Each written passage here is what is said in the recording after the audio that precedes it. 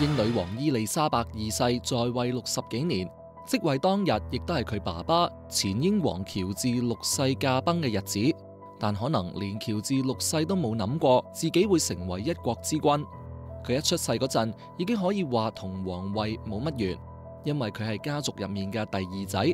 不過佢哥哥愛德華八世1936年繼位唔夠1年，決定唔理反對，退位同曾經離婚嘅美籍名流結婚。喬治六世亦都因此而繼位。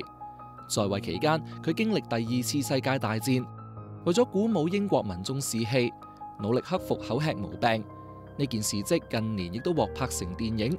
不過有吸煙習慣嘅佢，後嚟患上嚴重肺癌，戰後健康惡化。